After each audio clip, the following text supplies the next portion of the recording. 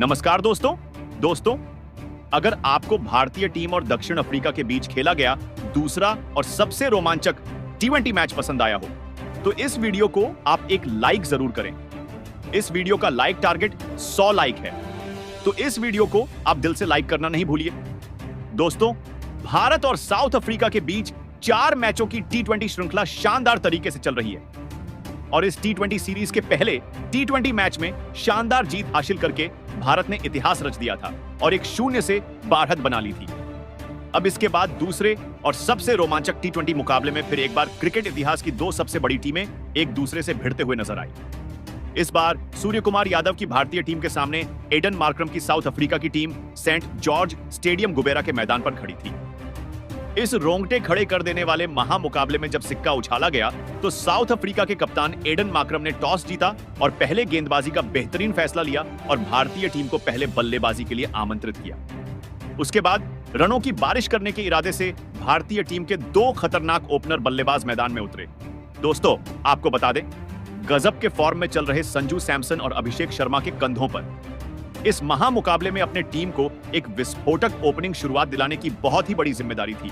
लेकिन इस बार south Africa की खतरनाक तेज गेंदबाजी के सामने भारतीय टीम की यह ओपनिंग जोड़ी ज्यादा देर तक नहीं चल सकी और पारी का पहल ही ओवर लेकर आए। मार्को एंसन पहले ही ओवर में गेंदबाजी पर आए। मार्को एंसन ने पिछले मुकाबले के शतक वीर रहे संजू सैमसन को क्लीन बोल्ड कर दिया, पवेलियन की राह दिखा दी और भारत को सबसे बड़ा झटका दे डाला। संजू सैमसन इस मुकाबले में अपना खाता भी नहीं खोल सके। संजू सैमसन के पहले ही ओवर में आउट हो जाने के बाद अब भारतीय कप्तान सूर्य कुमार यादव को बल्लेबाजी करने मैदान में पहले ही ओवर में उतरना पड़ रहा। लेकिन तभी उसके अगले ही ओवर में भारतीय टीम के दूसरे ओपनर बल्लेबाज अभिषेक शर्मा को जेराल्ड कोटजे का शिकार हो गए।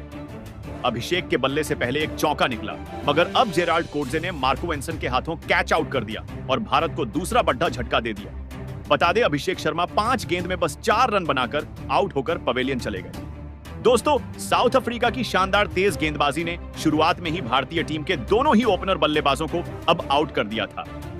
दबाव भारतीय बल्लेबाजी पर दिख रहा था। अब बल्लेबाजी के लिए इसके बाद तिलक वर्मा मैदान में उतरे, लेकिन तभी दूसरे छोर पर बल्लेबाजी कर रहे भारतीय कप्तान सूर्य कुमार यादव ज्यादा देर भारतीय टीम का साथ नहीं दे सके। उनको एंडले सी मिला ने LBW आउट कर दिया। दोस्तों, सूर्य कुमार यादव इस मुकाबले में 9 गेंद में बस 4 ही रन बनाकर भारतीय टीम का साथ बीच मझदार में छोड़ एच गए। अब देखते ही देखते भारतीय टीम के टॉप के 3 बड़े बल्लेबाज अब आउट होकर पवेलियन जा चुके थे। भारतीय टीम एक बड़ी मुसीबत में थी। अब बल्लेबाजी के लिए अब ऊपरी ऑर्डर में अक्षर पटेल को मैदान में भेजा गया था, लेकिन तिलक वर्मा के सामने साउथ अफ्रीका की यह तेज गेंदबाजी ज्यादा नहीं चल पाई और तिलक वर्मा ने अक्षर पटेल के साथ मिलकर साउथ अफ्रीका की गेंदबाजी पर पलटवार करते हुए एक महत्वपूर्ण साझेदारी अपनी टीम के लिए बनानी शुरू कर दी। तो वही अक्षर पटेल ने भी आते ही 2 शानदार चौके साउथ अफ्रीका की गेंदबाजी पर लगा दिए थे। भारतीय टीम अब इस मुकाबले में वापसी करने लगी थी, लेकिन तभी गेंदबाजी पर आए साउथ अफ्रीका के कप्तान एडन मार्करम की इस ओवर में तिलक वर्मा डेविड मिलर के हाथों कैच आउट हो गए। तिलक वर्मा इस मैच में महज 20 गेंदों में 20 रन बनाकर आउट हो गए। भारतीय टीम की एक महत्वपूर्ण दिख रही साझेदारी एक नाजुक मौके पर खुद साउथ अफ्रीका के कप्तान ने आकर तोड़ दी थी। भारतीय टीम फिर एक बार दबाव में दिखने लगी थी। अब बल्लेबाजी के लिए तूफानी ऑलराउंडर हार्दिक पांड्या मैदान में उतरे थे, लेकिन अक्षर पटेल एक छोर से पूरी तरह मैदान में सेट हो चुके थे और बेहतरीन फॉर्म में भी नजर आ रहे थे। लेकिन पारी के 12वें ओवर में एक गलत रन दौड़ने के चक्कर में अक्षर पटेल रन आउट हो गए। अक्षर पटेल 21 गेंदों में 27 रनों की शानदार पारी खेलकर आउट होकर पवेलियन चलते बने। अब भारतीय टीम की आधी बल्लेबाजी खत्म हो चुकी थी। साउथ अफ्रीका की शानदार गेंदबाजी ने भारतीय टीम को पूरी पारी में दबाव में रखा था। अब बल्लेबाजी के लिए रिंकू सिंह मैदान में उतरे थे और फिर यहां से हार्दिक पांड्या और रिंकू सिंह की इस जोड़ी ने भारतीय पारी को संभालने की पूरी कोशिश करी। लेकिन साउथ अफ्रीका की सटीक गेंदबाजी के सामने भारतीय टीम की रणगति इतनी कम हो चुकी थी कि भारतीय बल्लेबाजी एक-एक चौके के लिए भी तरस रही थी। दबाव पूरी तरह भारतीय बल्लेबाजी पर साफ-साफ दिखने लगा था और फिर तभी गेंदबाजी पर आए एनक ब्योमजी पीटर ने सेट हो चुके रिंकू सिंह को जेराल्ड कोटजे के हाथों कैच आउट कर दिया। रिंकू सिंह 11 गेंद में 9 रन बनाकर आउट हो गए। साउथ अफ्रीका की टीम के लिए सब कुछ सही घट रहा था। गेंदबाजी से लेकर फील्डिंग तक साउथ अफ्रीका की यह टीम भारतीय टीम की बल्लेबाजी के लिए दिक्कतें खड़ी कर रही थी। अब बल्लेबाजी के लिए अर्शदीप सिंह मैदान में उतरे थे, लेकिन अर्शदीप सिंह ने आते ही एक शानदार छक्का लगा दिया था।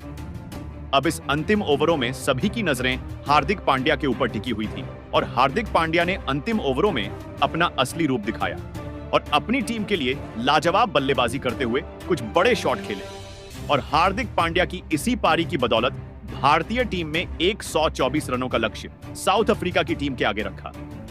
भले भारतीय टीम शुरू में पिछड़ डीएच गई थी, मगर बाद में हार्दिक ने एक सूझबूझ भारी पारी खेलकर भारत को सम्मानजनक स्कोर पर पहुंचाया। उसके बाद भारतीय टीम से मिले 125 रनों के लक्ष्य का पीछा करने साउथ अफ्रीका के दो दिग्गज ओपनर बल्लेबाज मैदान में उतरे रायन रिकल्टन और रीजा हेंड्रिक्स के कंधों पर इस महामुकाबले में अपनी टीम को एक शानदार ओपनिंग शुरुआत दिलाने की बहुत ही बड़ी जिम्मेदारी थी और साउथ अफ्रीका की इस ओपनिंग जोड़ी ने मैदान में उतरते ही धमाकेदार बल्लेबाजी करते हुए शुरुआत से ही भारतीय गेंदबाजी को दबाव में डालना चाहा। लेकिन तभी पारी का तीसरा ओवर डालने आए अर्शदीप सिंह ने रायन रिकल्टन को रिंकू सिंह के हाथों कैच आउट कर दिया। रायन रिकल्ट 11 गेंद में 13 रन बनाकर आउट हो गए। रायन रिकल्टन के जल्दी आउट हो जाने के बाद अब साउथ अफ्रीका की टीम की तरफ से उनके कप्तान एडन मार्क्रम मैदान में उतरे थे, लेकिन विरोधी कप्तान एडन मार्क्रम को भी भारतीय टीम की गेंदबाजी ने ज्यादा देर तक मैदान में टिकने नहीं दिया और गेंदबाजी पर आए वरुण चक्रवर्ती ने एडन मार्क्रम को क्लीन बोल्ड कर पवेलियन चलता किया। कप्तान एडन मार्क्रम इस मुकाबले में 8 गेंद में सिर्फ 3 रन बना पाए और पवेलियन चले गए। अब भारतीय टीम को शुरुआत में जो सफलताएं चाहिए थी वह अब मिल चुकी थी। दक्षिण अफ्रीका के दो बड़े बल्लेबाज अब आउट हो चुके थे। अब बल्लेबाजी के लिए ट्रिस्टन स्टब्स मैदान में उतरे थे, लेकिन एक छोर पर सेट हो चुके रिजा हेंड्रिक्स बेहतरीन फॉर्म में नजर आ रहे थे और वह भारतीय गेंदबाजी पर आसानी से रन बना रहे थे। लेकिन तभी अपना अगला ही ओवर डालने आए। वरुण चक्रवर्ती ने रिजा हेंड्रिक्स को भी क्लीन बोल्ड कर दिया। रिजा हेंड्रिक्स 21 गेंद में 24 रन बनाकर आउट हो गए। अब साउथ अफ्रीका के 3 बल्लेबाज आउट हो चुके थे। वरुण चक्रवर्ती की शानदार गेंदबाजी ने पूरा मुकाबला ही पलट दिया था। अब बल्लेबाजी के लिए मार्को एंसन को भेजा गया था, लेकिन मार्को नसन भी भारतीय टीम की इस खतरनाक गेंदबाजी के सामने ज्यादा देर तक नहीं टिक सके और फिर एक बार गेंदबाजी पर आए वरुण चक्रवर्ती ने मार्को एंसन को भी क्लीन बोल्ड कर दिया। मार्को एंसन इस मुकाबले में 10 गेंद में सिर्फ 7 रन बना पाए, लेकिन अब इसके बाद मैदान पर साउथ अफ्रीका के सबसे खतरनाक बल्लेबाज यानी हेनरी क्लासन मैदान में उतरे थे। इस साउथ अफ्रीका के खिलाड़ी का विकेट भारतीय टीम के लिए पूरे मैच को जीतने जैसा था और यही विकेट वरुण चक्रवर्ती ने भारतीय टीम को दिलाया और पारी के 13वें ओवर की पहली गेंद पर वरुण चक्रवर्ती ने हेनरी क्लासन को रिंकू सिंह के हाथों कैच आउट कर दिया।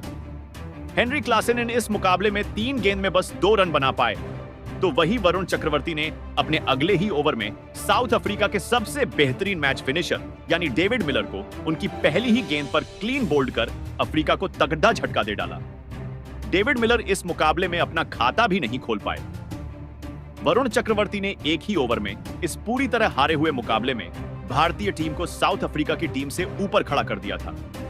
इस विकेट के साथ वरुण चक्रवर्ती ने अपने 5 विकेट इस मुकाबले के पूरे कर लिए थे, जहां लगातार 2 झटके लगने के बाद अब एंडिले सिमलन मैदान में उतरे, जहां एक तरफ से विकेट गिरते जा रहे थे, लेकिन दूसरी तरफ से ट्रिस्टन स्ट्रबस जमे हुए थे और अपनी टीम के स्कोर को आगे बढ़ा रहे थे और उन्होंने 14वें ओवर में रवि बिश्नोई की गेंद पर एक बेहतरीन जोखिम भरा शॉट खेला और चौका हासिल किया, जहां सिमलन और स्ट्रब्स के बीच एक साझेदारी बनना शुरू हो गया था और वह अपने टीम को स्कोर को आगे बढ़ा रहे थे।